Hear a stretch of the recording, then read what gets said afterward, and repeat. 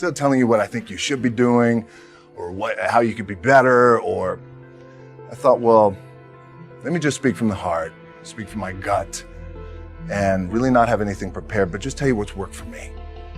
And maybe some of the stuff that's worked for me might work for you now, currently, presently, as you guys have your goals and ambitions, but then further on down the line, as you guys continue to live your life.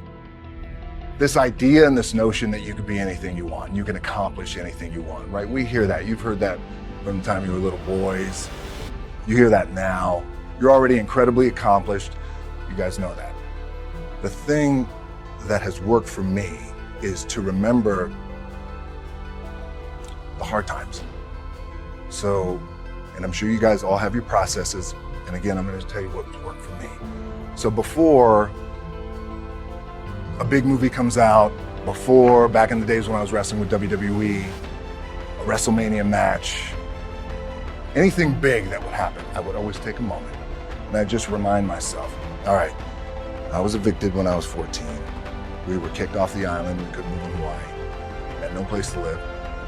A lot of shit happened then when I moved to Nashville. I was arrested multiple times by the time I was 16 years old. I would remember that, and it allows me then to be present in the moment and understand the stuff I have around me right now. This is the shit that I dreamed of when I was a kid. I am here. I played for University of Miami, played for great teams. Warren Sapp, Ray Lewis, they were my teammates. They were balling. Warren Sapp was playing tight end that time. I was starting defensive tackle. Yeah. They moved him over to D-line. And he looked at me, he's like, yo, dude, I'm gonna take your spot. I said, you ain't taking my spot.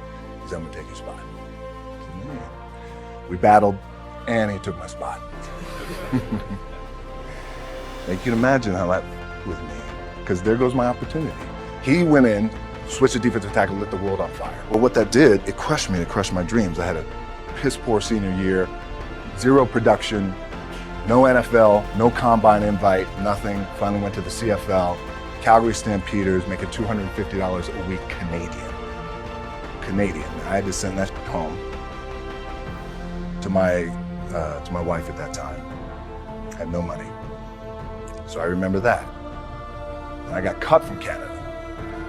My dad, in his pickup truck, came down 4 o'clock in the morning, picked me up in Miami from Tampa. We lived in a little apartment in Tampa. He drove down in his little pickup truck to Miami to get me when I was cut from the CFL. And I thought, well, I leave home like you guys left home. I'm ready to tackle the world, to get after it, achieve my dreams and goals. Crushed by 22, 23 years old. Now I got to move back in with my mom and dad. I played on great teams though. Wait a second, this is not supposed to be my future. I'm supposed to be in the NFL right now. I'm supposed to be making a lot of coin and buying my parents, buying me, taking care of my wife, but it never happened. So I pulled out my wallet. I thought, well, let me see how much money I had. I opened it up. I had a 5, a 1, and change. Well, at least I rounded up to $7.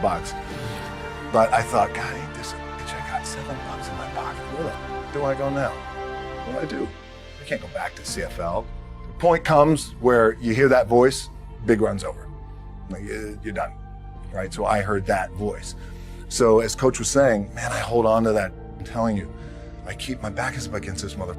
We laugh, we joke, we have a good time, but my back is still up against this mother. I do not forget it.